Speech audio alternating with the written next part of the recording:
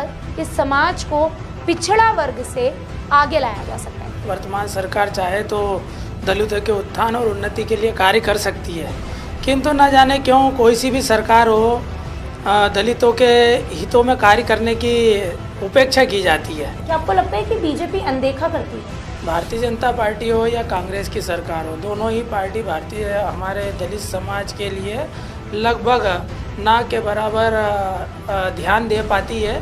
पूरा सच हैगा, आज तक आदमी के मन में जो मनुवादी व्यवस्था है, जो वर्ण व्यवस्था है, जो भेदभाव है, वो अभी तक पढ़ने लिखने के बाद भी कई लोगों के दिमागों से ये फितूर आज तक नहीं गया है।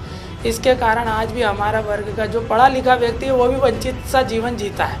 आपने कहा, पहले फिर से आपके प्रश्न को मैं दोहरा रहा हूँ कि आपने बोला है कि आरक्षण आर्थिक रूप से होना चाहिए, ना कि जातिगत। ठीक है, मैं इस बात का आपकी बातों का समर्थन करता हूँ। बाकी आप ये बताइए, जब दलित बारात निकालता है, घोड़ी चढ़ता है, तो क्या उसको आर्थिक रूप से रोका जाता है? आर्थिक व्यवस्थाओं के कारण रोका जाता है या जाति के कारण रोका जाता है? जब दलित पानी पीने जाता है कुएं पे, तो उसको आर्थिक व्यवस्थाओं के कारण रोका जाता है या जाति के कारण रोका जाता है? जब दलित की मृत्यु हो जाती है, शमशान में अंतिम संस्कार वो नहीं कर पाता, तो उसके लिए जाति दोषी है या अर्थव्यवस्था दोषी है? यदि दलित को दाढ़ी मूंछ कटिंग नहीं बनाने दी जाती है, तो उसके लिए आर्थिक व्यवस्था दोषी है या जाति व्यवस्था दोषी है?